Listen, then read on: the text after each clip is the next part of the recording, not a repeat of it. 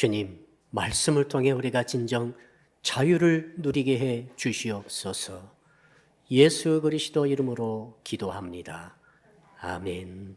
오늘 주시는 말씀을 찾아서 교독으로 봉독하도록 하겠습니다. 고린도전서 3장 1절로 9절의 말씀입니다. 신약 성경 266쪽을 펴주시기 바랍니다.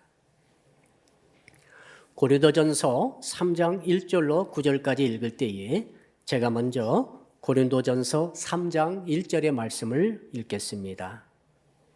형제들아, 내가 신령한 자들을 대함과 같이 너희에게 말할 수 없어서 육신에 속한 자 곧 그리스도 안에서 어린 아이들을 대함과 같이 하노라.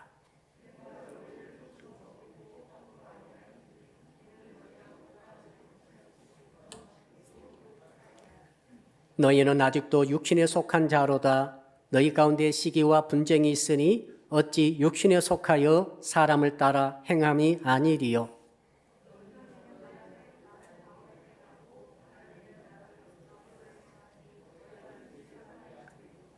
그런즉 아볼로는 무엇이며 바울은 무엇이냐? 그들은 주께서 각각 주신 대로 너희로 하여금 믿게 한 사역자들이니라.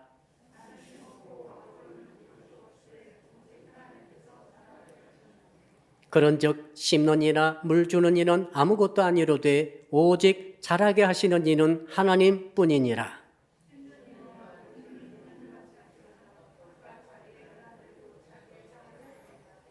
구절을 우리 같이 읽겠습니다. 우리는 하나님의 동력자들이요 너희는 하나님의 밭이요 하나님의 집이니라. 아멘. 오늘 주시는 말씀의 제목 우리 같이 따라하겠습니다. 영적 자녀를 자라나게 하는 신앙을 가집시다. 우리 옆에 분 인사할까요? 아무튼 잘 자라납시다. 아무튼 잘 자라납시다. 자라나면은 이해하지 못했던 일들이 이해가 됩니다. 신기하죠? 자라나게 되면은 할 수 없었던 일들을 할 수 있게 됩니다. 불가능하게 보였던 일들도 가능하게 됩니다. 자라나게 되면은 정말 더 나가서 어려운 문제라 할지라도 굉장히 쉬워집니다. 이유는 자랐기 때문에 그렇습니다. 이걸 영적으로 생각해 봅시다. 여러분이 현재 갖고 있는 어려운 문제, 불가능한 문제, 이해가 안 되는 문제, 그런 문제를 할지라도 여러분이 영적으로 자라나고 신앙적으로 성장하게 되면은 어쩌면 말이죠, 문제가 안 될 수 있습니다. 이유는 뭡니까? 자랐기 때문에 그렇습니다. 오늘 하나님께서 본문을 통해서 우리에게 자란다는 것에 대해서 말씀해 주고 계십니다. 왜 우리 성도들은 신앙이 자라나야 할까요? 영적으로 자라나야 할까요? 첫 번째 이유는 한번 따라 할까요? 자라나야 사람 구실을 할 수 있습니다. 맞죠? 어릴 때는 사람 구실 못합니다. 입만 가지고 돌봄만 받아야 됩니다만은 자라나면 달라집니다. 돈도 벌고 활동도 하고 일도 하고 교회에서는 봉사도 할 수 있고 사람 구실을 할 수 있게 됩니다. 여러분, 성도도 자라나야 성도 구실을 합니다. 교회가 뭡니까? 교회는 건물이 아닙니다. 교회라고 하는 것은 예수 그리스도를 구주로 믿는 사람들이 모인 모임입니다. 교회의 머리는 예수님이십니다. 우리는 교회 몸뚱아리입니다. 그러니까 모든 성도들은 몸의 지체들입니다. 자, 우리 얼굴에도 지체가 많죠? 눈이 있고, 코가 있고, 눈썹이 있고, 속눈썹이 있고, 귀가 있고, 입술이 있고, 혀가 있고, 아무튼 이 작은 얼굴에도 수많은 지체가 있습니다. 그 모든 지체들이 지체 역할이 있습니다. 그러니까 우리 몸뚱아리가 제대로 활동하려면 지체들이 제대로 자라나야 합니다. 우리 손가락에도 5개 손가락이 있습니다. 손에도. 그렇죠? 엄지, 검지, 중지, 약지, 새끼가 있습니다. 요 손이 제대로 활동하려면 모든 손가락이 제대로 자라나야 합니다. 그중에 검지가 안 자라버렸어요. 성장을 멈춰버렸습니다. 그러면 이 선이 활동이 제한되겠습니다. 교회는 뭡니까? 교회는 예수님의 몸이고 우리는 누굽니까? 성도는 몸의 지체입니다. 어떤 성도는 눈의 역할, 어떤 성도는 귀의 역할, 어떤 성도는 손의 역할, 어떤 성도는 손에서도 집게손가락의 역할, 다 역할이 다릅니다. 중요한 것은 성도는 홀로 신앙생활을 할 수 없습니다. 몸에 붙어서 지체로서 신앙생활을 하다가 천국 가게 된 줄로 믿습니다. 그러므로 성도는 반드시 자라나야 합니다. 자라나야만이 옆에 성도와 연합해서 예수님의 몸된 지체로서의 역할을 감당하게 되는 것이죠. 또 한 번 따라 할까요? 자라나야 열매를 맺을 수 있습니다. 식물 보면 참 착하기도 하고 기특합니다. 우리는 지금 모두 다 열매를 먹고 살고 있습니다. 핸드폰 먹고 사는 게 아닙니다. 우리는 열매를 먹고 사는 거죠. 쌀을 먹고 밀가루를 먹고 과일을 먹고 먹는 건 전부 열매입니다. 열매가 뭡니까? 열매가 너무 귀한 것이죠. 열매는 언제 맺힙니까? 자라서 열매가 맺혀지는 거죠. 자, 벼를 심었습니다. 한 6월쯤 7월쯤 되다가 태풍이 불어와서 열매가 맺기 전에 싹 넘어져 버렸습니다. 열매가 없는 거죠. 끝까지 자라나야 그때 비로소 열매가 맺히는 것이죠. 성도 여러분, 열매가 너무 중요합니다. 신앙도 성장한 사람이 열매가 그때부터 맺히는 거예요. 성장하기 전에 열매가 맺힌 것은 아니에요. 성장하기 전에는 성장한 과정이 있고 훈련 과정입니다. 하나님께서 하나님 나라를 위해서 열매를 거두고자 하실 때 성도 여러분들이 충분히 성장하면 그때부터 열매를 거두는 것이죠. 사과나무 심으면은 한 5년 정도 될 때부터 아마도 열매를 거두게 될 것입니다. 그 전에는 자라는 과정이죠. 여러분, 신앙적으로 여러분은 자라야 됩니다. 뭘 자랄 필요가 있는가? 교회 그냥 다니고 출석하고 축복받고 그저 필요할 때 기도하고 그러면 되지 않느냐? 아닙니다. 그런 게 아니에요, 지금. 신앙이라는 것은 자라나야 됩니다. 영적으로 우리는 자라나야만이 하나님 나라에 들어갈 수 있고 하나님 나라를 누릴 수 있고 하나님 나라의 열매를 거둘 수가 있는 거죠. 자라나야 열매가 있고 열매가 있어야 자손 대대로 신앙의 계승과 영적 생명의 계승이 일어나는 거죠. 만약 자라지 않는다면 계승이 끊어지고 하나님 나라의 확장이 더 이상 일어나지 않을 것입니다. 자라난다는 것은 필수 중에 필수죠. 의무 중에 의무입니다. 자, 그래서 오늘 본문을 통해 우리는 물어볼 것입니다. 하나님, 어떻게 하면 우리가 잘할 수 있습니까? 라고 물어보니까 주께서 몇 가지 말씀을 하셨어요. 첫째로는 한번 따라 할까요? 육신에 속한 자에게서 벗어나라. 오늘 주님이 신령한 자를 말씀하시고 거기에 반대 대비되는 육신에 속한 자를 말씀하고 있습니다. 육신에 속한 자가 무엇인가? 오늘 말씀 쭉 읽다 보니까 그런 생각이 들었어요. 여러분, 우리 한번 1절 한번 같이 읽어볼까요? 1절 시작. 형제들아, 내가 신령한 자들을 대함과 같이 너에게 말할 수 없어서 육신에 속한 자, 곧 그리스도 안에서 어린 아이들을 대함과 같이 하노라. 육신에 속한 자라고 하는 것은 예수 믿었습니다. 성령으로 거듭났습니다. 충성했습니다. 세례도 받았습니다. 그런데 살아가는 삶의 모습이 육신적입니다. 그 말입니다. 육신적입니다. 육신을 따라가고 있습니다. 그의 도덕적인 모습, 윤리적인 모습, 삶의 외형적인 모습, 살아가는 모습이 육신적이라 이 말이죠. 성령으로 거듭나서 성령의 인도를 받게 되면은 성령을 따라가야 되는데 성령을 따라가지 않고 원래 갖고 있던 육신의 본성에 따라 살아가는 삶의 모습을 지니고 있더라. 그래서 사도 바울이 고린도 교인들에게 지금 편지를 썼습니다. 무슨 내용입니까? 야, 내가 너희들을 지금 이미 너희들이 거듭났고 내가 복음을 전한 지 벌써 오래됐음에도 불구하고 나는 너희들을 영적으로 어린 아이들을 대한 것처럼 대하고 있다. 그 이유가 뭐냐? 너희들은 지금도 육신에 속한 자로다. 이렇게 말씀하셨어요.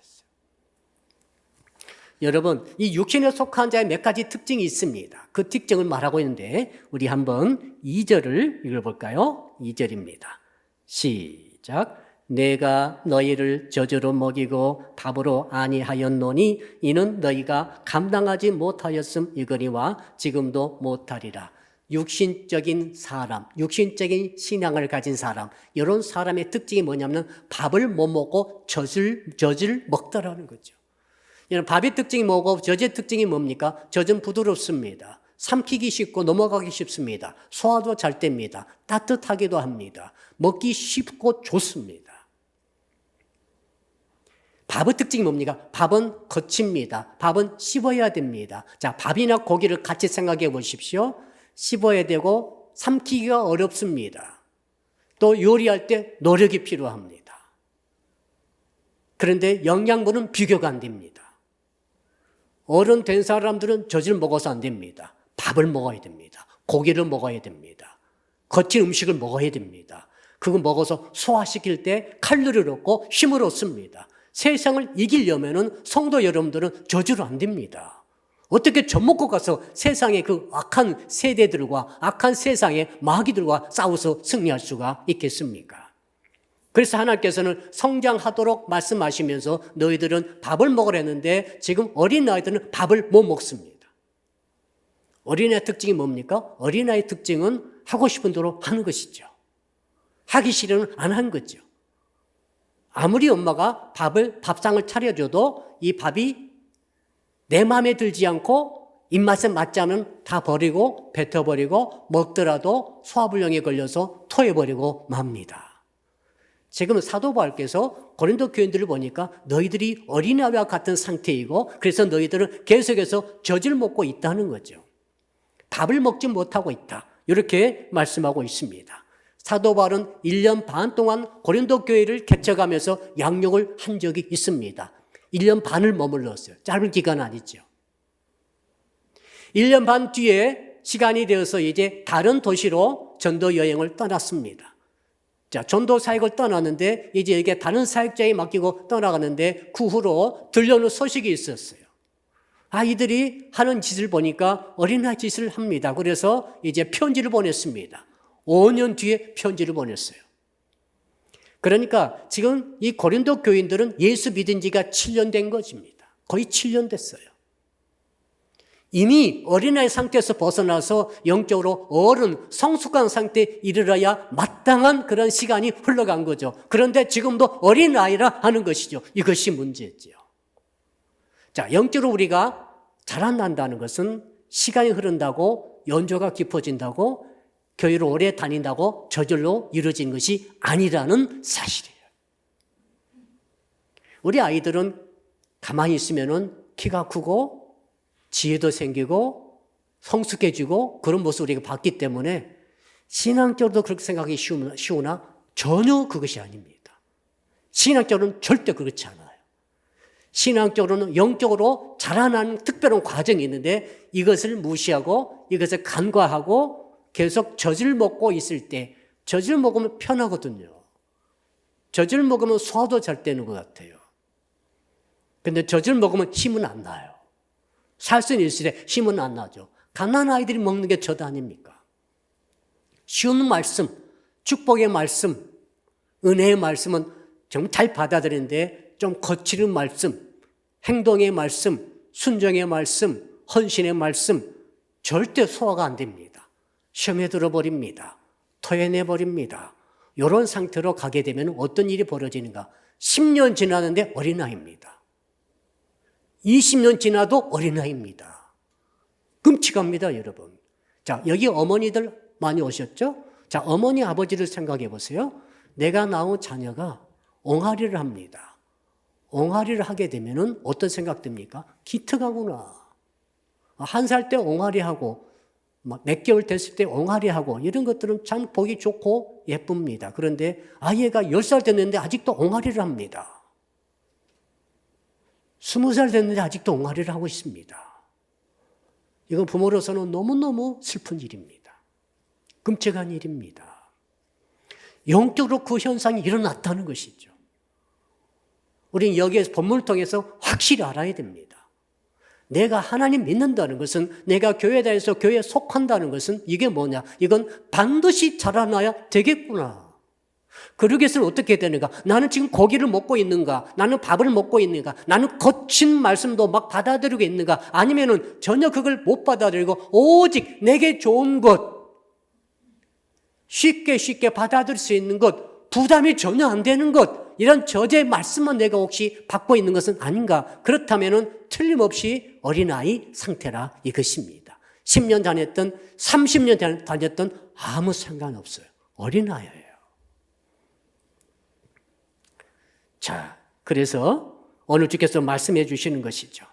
이제 너희들이 어린아이 상태에서 벗어나라. 그러기 위해서는 저주의 말씀이 아니라 이제 깊은 말씀, 행동과 순종의 말씀, 헌신과 주 앞에 정말 나를 드리는 말씀, 너 자신을 부인하고 십자가 지고 가는 말씀 속으로 들어가야 마땅합니다.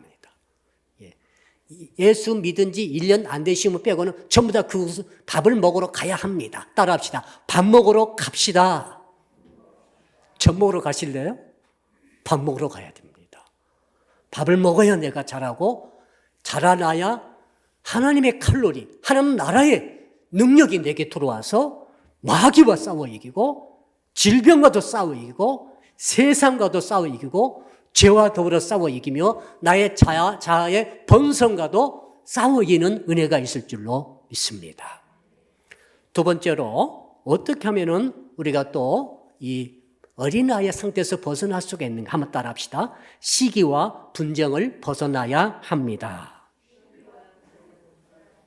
자, 사도 바울이 1년 반 동안 고린도 교회를 개척하고 일꾼을 세워놓은 다음에 떠났습니다. 떠나서 들려오는 첫 번째 소식이 있었는데 지금 고린도 교회가 4분 오열됐다는 거예요.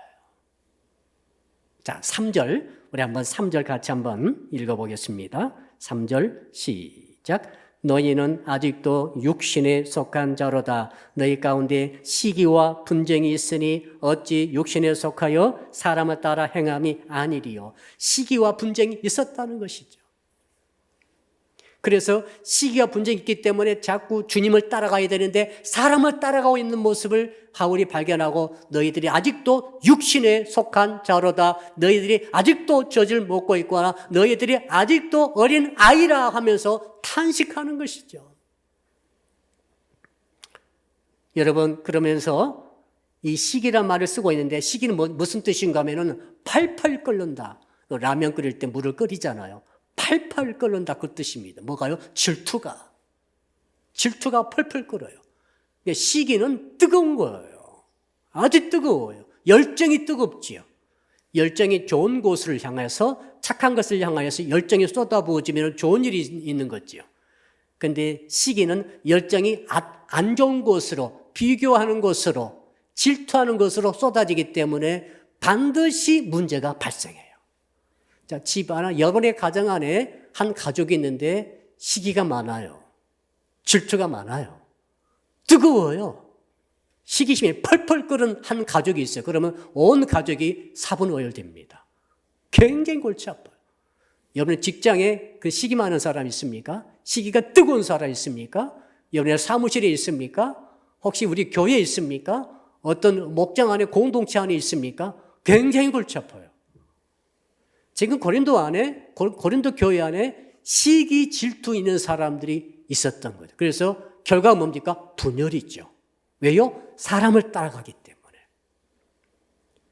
그래서 순간 신앙은 멈춥니다. 이게 안타까운 것입니다.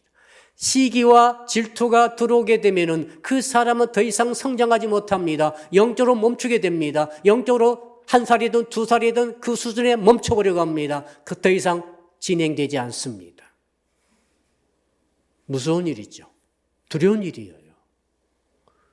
여러분의 자녀가 성장이 멈추게 되면 부모는 너무너무 슬픕니다. 여러분 어떻게 합니까?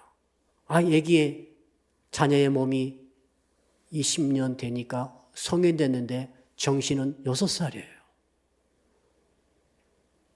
아들이 30살 먹었는데 아직도 6살이에요. 40년 내 자녀인데 아직도 6살이에요. 정신적으로. 이보다 더 슬픈 일이 어디 있습니까? 하나님이 그렇게 근심하시는 거죠.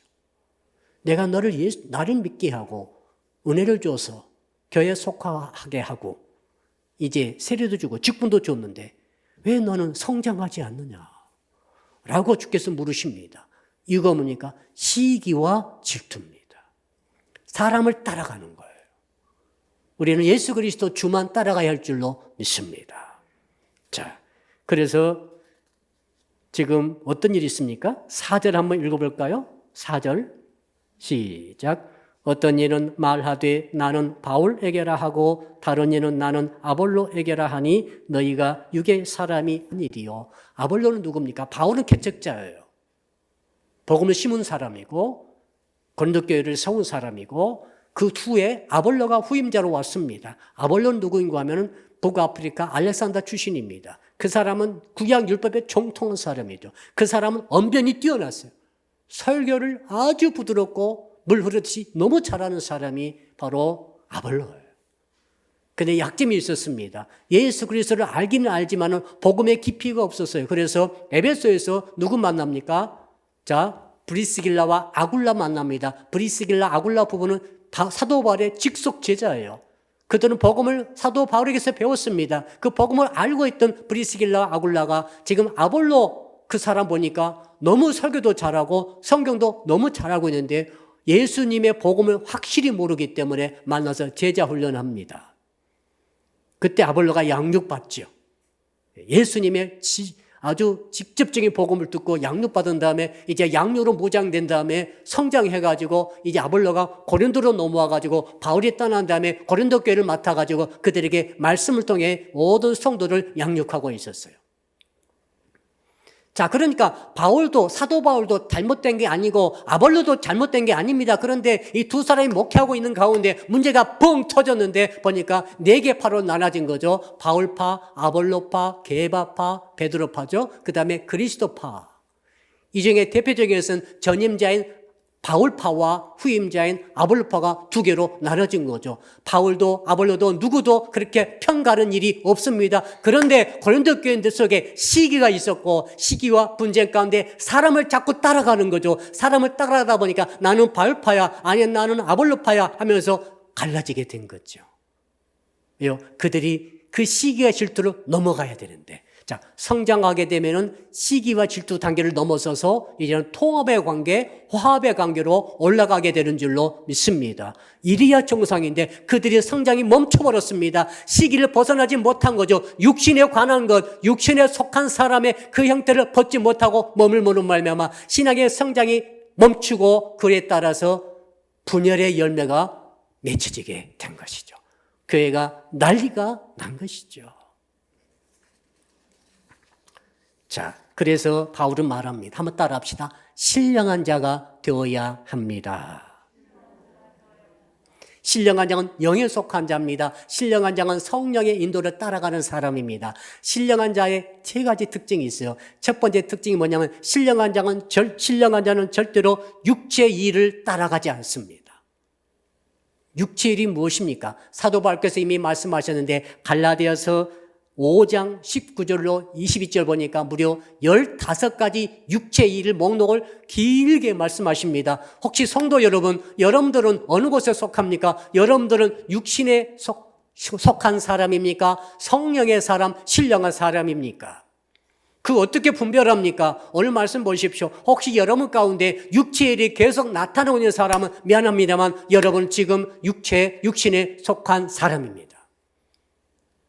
자, 육체에 속한 일이 뭡니까? 갈라디아 5장 19절 보니까 육체의 일은 분명하니 곧 음행과 더러운 것과 우상숭배와 주술과 원수 맺는 것과 분쟁과 시기와 분냄과 당 짓는 것과 분열함과 이단과 투기와 술취함과 방탕함과 또 그와 같은 것들이라. 여러분, 이런 것들을 갖고 있고 삶의 열매를 맺고 있는 분들은 미안합니다만 아직 육신에 속한 자라 그 말입니다. 신령한 사람은 이런 것들로부터 거리가 먼 거죠. 완전하지 않더라도 거리가 먼 삶을 살아가는 거예요. 두 번째 신령한 자의 특징이 있습니다. 성령의 열매를 맺는다는 것입니다. 갈라디아 5장 22절 23절 보니까 성령의 9가지 열매가 있습니다. 자, 거기 보니까 오직 성령 열매는 사랑과 희락과 화평과 오래 참음과 자비와 양성과 충성과 온유와 절제다. 자, 이게 성령의 열매인데 이런 것들의 열매가 자기 인격 속에서 드러나고 있다. 이게 신령한 자다. 이게 성령을 따라가는 사람이다. 이게 영에 속한 사람이다. 라고 말하는 거죠. 자, 세 번째 특징이 있습니다.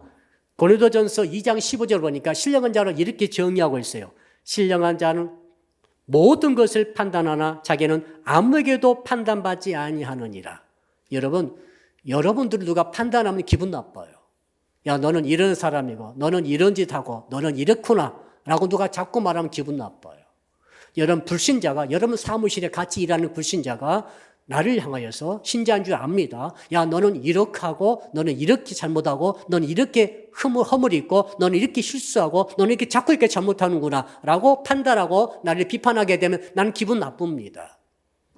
신령한 자는 누굽니까? 아무도 나를 그런 식으로 판단할 수 없다 하는 거죠. 왜 그랬을까요? 왜 판단을 못합니까? 판단 잡힐 일을 안 하는 거예요.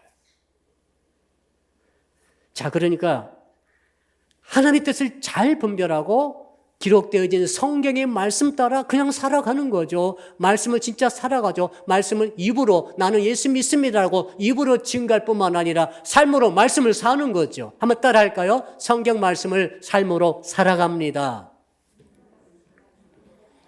이 사람이 신령한 자라는 것이지요.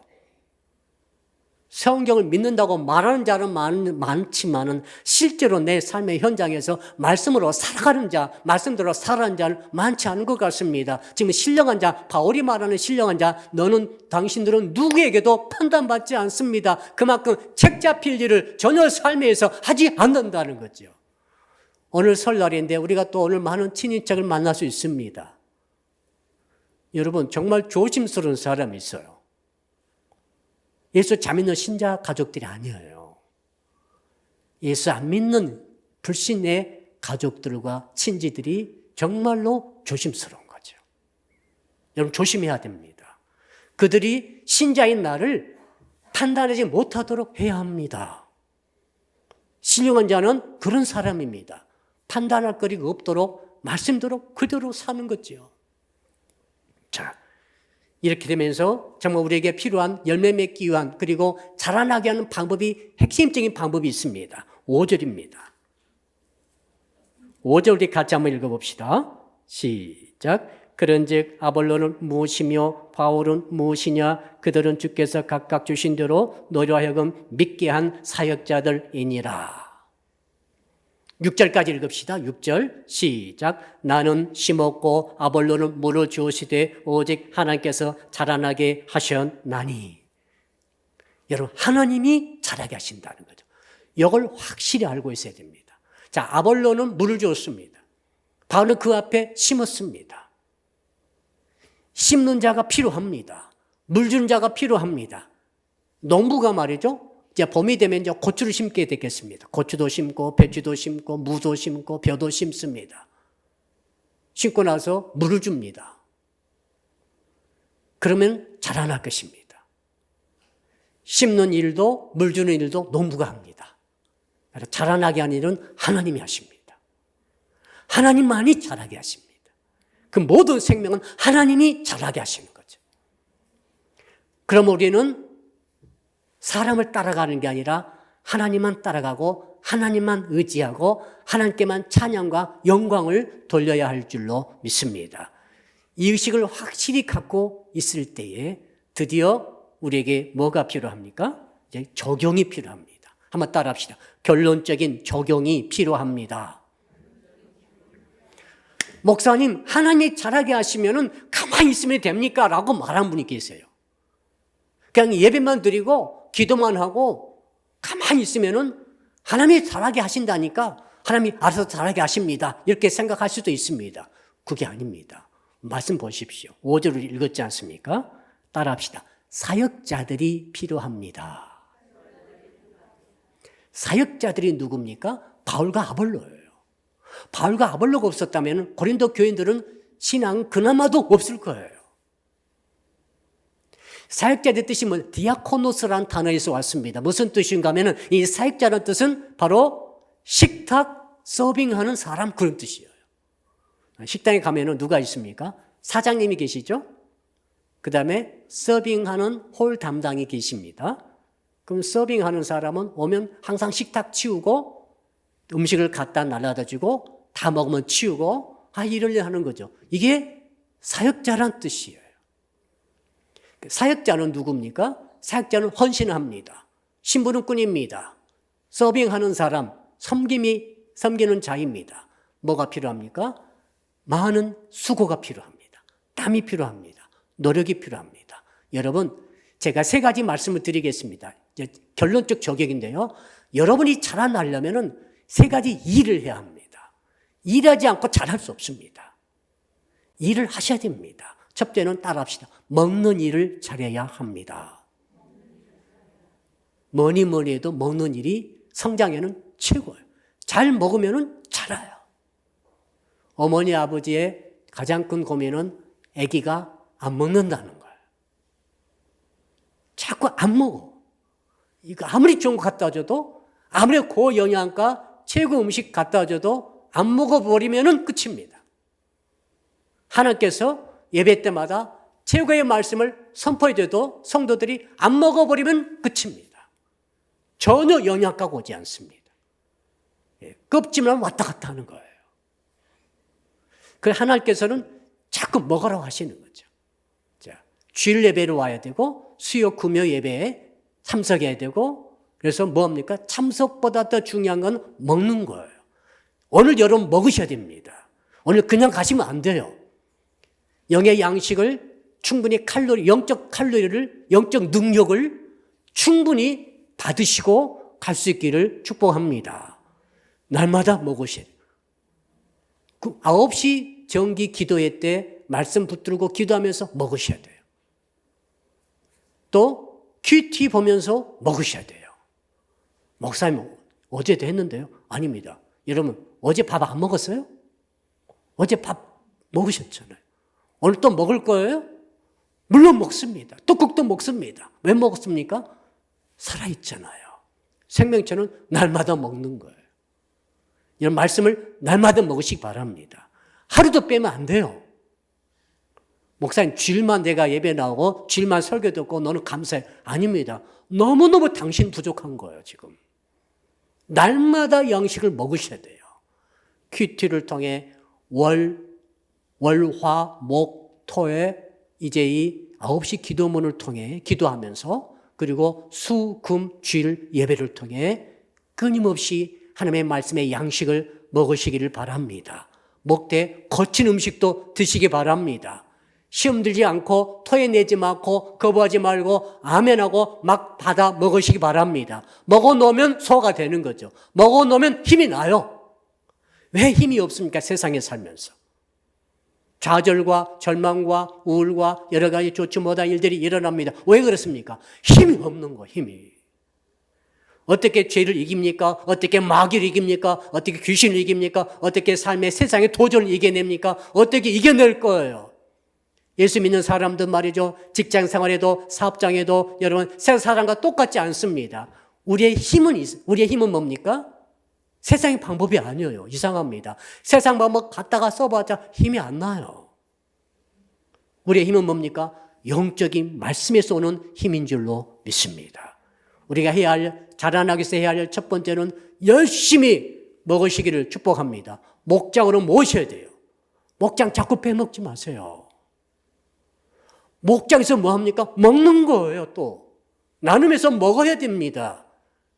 아주 중요합니다. 그래야만이 적용 측면에서 강력한 말씀의 에너지가 목장에서, 소그룹에서, 부서에서, 성경 공부 모임에서 오는 것입니다. 예배가 주는 말씀은 제가 그냥 선포하지만은 속으로서 나눔이 있지 않습니까? 양육에서 나눔하면서 하나님의 에너지가 들어오는 거죠. 그러면서 자라납니다. 먹지 않으면 자랄 수 없어요. 예배 참석하지 않으면 자라지 못합니다. 자, 열심히 드시기를 주 이름으로 축복합니다. 두 번째 일이 있습니다. 따라합시다. 자기 역할의 일을 해야 합니다. 자, 어릴 때는 엄마 품에 안겨서 젖을 빱니다. 젖만 먹어도 기뻐요. 아, 이게 젖을 잘 먹네. 아, 우리 애기가 젖을 잘 빨아. 아, 엄마는 뿌듯하죠. 부모는 뿌듯합니다. 아, 근데 이 녀석이 10살이 됐는데 젖 달라고 합니다. 얼마나 징그럽습니까? 20살 됐는데 젖 달라고 합니다. 야, 네가 이제 컸으니 네 밥벌이를 좀 해라. 이렇게 말하는 거죠. 네 밥벌이 좀 해, 이제. 물론 그 준비 기간을 우리가 충분히 줘야 됩니다.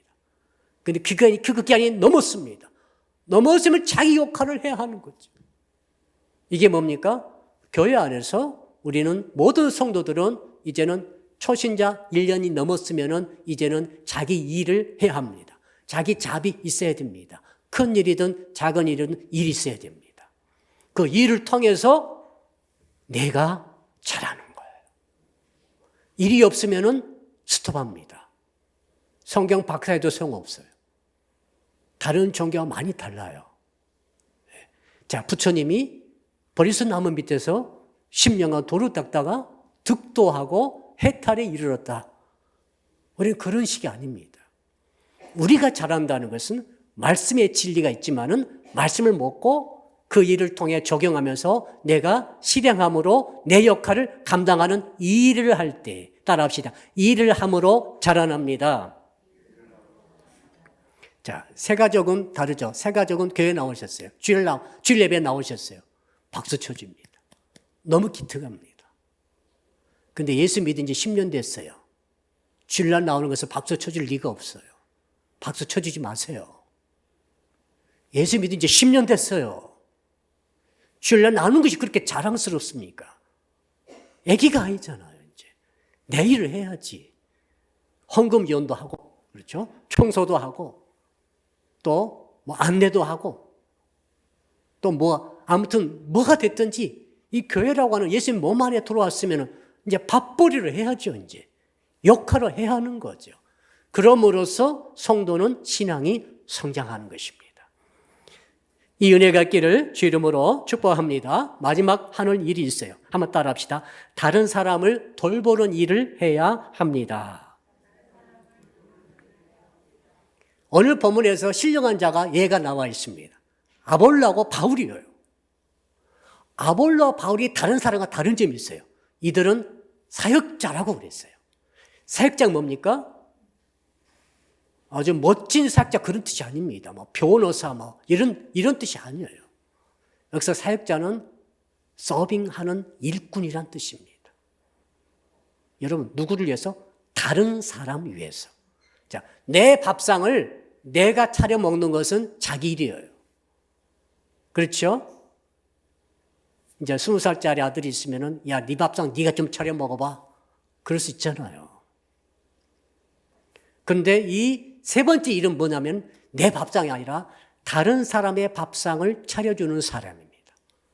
이게 하나님의 사역자죠. 자, 이것을 사도 바울께서 빌립보서 2장 4절에 아주 중요한 말씀을 하셨어요. 각자 자기 일을 돌볼 뿐더러 또한 각각 다른 사람들의 일을 돌보아 나의 기쁨을 충만하게 하라. 여러분, 결혼 전에, 자, 여기 미혼 청년도 왔어요, 지금. 생각해 보세요. 자, 미혼 청년들의 자기 일이 뭐예요? 자기 일. 자기 일은 내가 일해서 혹은 알바해서 직장 나가서 내가 돈 벌어서 내가 필요한 거 사 먹고 내가 필요한 옷을 사 입고 혹시 내가 필요한 집을 사고 이게 전부 내 일이었어요. 그 일이 내 일이죠. 근데 그 청년이 결혼했어. 아기까지 낳네? 그러면 그 결혼한 청년의 일은 뭐예요? 내일은 뭐예요? 가족의 일이 내일이 돼버렸어요. 가족 살 집을 마련한 것이 내일이 된 거예요, 이제. 가족의 옷을 사서 입히는 것이 내일이 된 거지요. 이거 마땅하지 않습니까? 우리 성도님들이 이젠 자라나게 됐어요. 그런 가족 일이 내일이 되듯이 우리 성도들의 일은 교회 일이 내일이 된 거죠.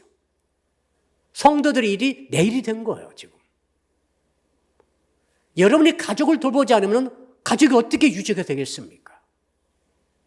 어른 됐다는 거죠, 그게. 그게 어른 된 거예요. 자, 성도들이 어른 됐다, 자라났다. 하나님의 사역자가 된 거예요, 이제. 자기를 배불리 먹는 게, 자기 양식만 먹는 게 아니라, 이제 예수 믿지만은 어린아이와 같은 성도들을 먹이는 일을 해야 한다. 자꾸 먹을 것을 갖다가 주, 사도 바울이 갖다 주듯이, 아볼로가 갖다 주듯이 그 일을 해야 한다. 그러므로서 내가 자라난다는 거죠. 이 은혜가 있기를 주 이름으로 축복합니다. 자, 그래서 이제는 우리가 언제까지 목원으로만 머물 것입니까? 목자가 되셔야 되죠. 언제까지 찬양을 따라하는 자가 되겠습니까? 찬양단이 돼야 되는 거예요. 언제까지 양육을 받는 자가 되겠습니까? 양육하는 자가 돼야 되는 거죠. 언제까지 멘티가 되겠습니까? 멘토가 되어서 멘토링을 해야 합니다. 이건 누구만 하는 게 아니라 다 해야 하는 과정입니다. 그래야 잘하는 거예요. 그래야 여러분들이 정말 영적 세계에서 주께서 원하시는 곳까지 올라간 거예요. 특별한 사람 한다고 생각하시면 안 되는 것입니다. 이제 결론을 내려보겠습니다. 31일부터 실내 마스크를 벗게 된다고 하니 우리 교회가 목자회의에서 결정하기를 실내 마스크 벗게 되면 점심을 하기로 했습니다. 그러니 이제 곧 우리가 점심을 해야 합니다. 그러면 점심 할 자가 필요하죠. 그럼 밥을 받아 먹기만 하는 것이 아니라 이제는 밥을 해서 먹여주는 자가 되어야 하는 거죠. 당연한 것 아니겠습니까? 결론 내리겠습니다. 저는 원래 목사가 아니었습니다. 저는 초신자였습니다. 시험도 잘 들고 아침에 눈 뜨고 일어나니 어제 저녁만 하더라도 예수 충만했는데 성령 충만한데 아침에 잠을 자고 딱 눈을 떴더니 하나님이 안 계신 것 같은 거예요. 하나님이 느껴지지 않는 거예요. 이런 기간을 한 1년 보냈어요. 초신자잖아요. 그래서 안 나가면 또 전화가 와요. 오라고.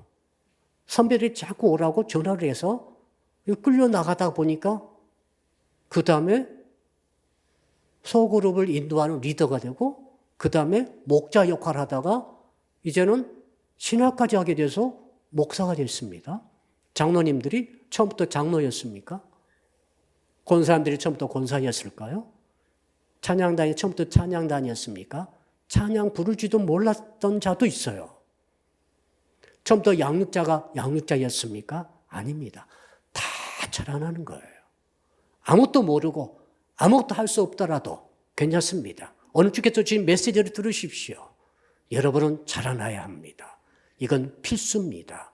자라나야만이 나를 통해 교회가 지탱되어지고 하나님 나라가 확장되어지는 것이죠. 이 은혜가 있기를 주 이름으로 축복합니다. 이제 주신 말씀 붙들고 주여 부르며 1분 동안 통성으로 기도합니다. 주여, 아버지 하나님 감사합니다. 영적 자녀를 이제는 자라나게 하는 신앙에 대해서 말씀해 주신 것을 감사합니다. 주님, 우리는 자라나야 될 터인데 아직도 육신에 속한 자는 혹시 아닙니까? 아직도 육체의 일, 육체의 열매 15가지 갈라디아 그 말씀에 나와 있는 대로 육체의 일에 붙잡혀 있는 것은 아닙니까? 아직도 다른 사람들로부터 아버지 하나님 판단받고 있는 그런 삶을 사는 것은 아닙니까? 주님, 우리 안에 이제는 성령의 열매가 나타나게 원합니다. 사랑과 희락과 화평과 자비와 양성과 충성과 온유와 절제, 오래 참음이 나타나기를 소원합니다. 주님, 무엇보다도 이제는 일을 하라고 하시니 하나님 먹는 일을 잘하게 도와주시옵소서. 무조건 잘 먹게 하여 주시옵소서. 아버지 월화수목 금토 주일까지 모든 주일 동안 모든 요일 동안 아버지 빠짐없이 하나님의 양식 말씀의 양식을 잘 먹게 굳은 양식도 단단한 음식도 잘 먹게 하시고 헌신의 양식 수고의 양식 땀 흘리는 양식 참 누구보다도 섬김의 양식을 잘 받아 먹는 자가 되게 하여 주시옵소서. 내 일을 내 잘 감당하는 자가 되기를 원합니다. 내 일은 내가 하게 도와주시고 내 먹을 것은 내가 챙길 수 있는 자가 되게 하여 주시되 이제는 더 나아가서 다른 사람을 섬기며 다른 사람 일을 돌아보는 자가 되게 하여 주옵소서. 우리는 하나님의 사역자입니다. 하나님의 집이고 하나님의 밭이라고 말씀하셨사오니 주여 이제 다른 사람을 섬김으로 그들을 먹이며 그들을 입히며 그들을 자라게 하는 신앙에까지 성장함으로 주께서 주시는 복을 다 받아 누리는 교회와 성도들이 다 되게 해 주시옵소서. 예수 그리스도 이름으로 기도드리옵나이다. 아멘.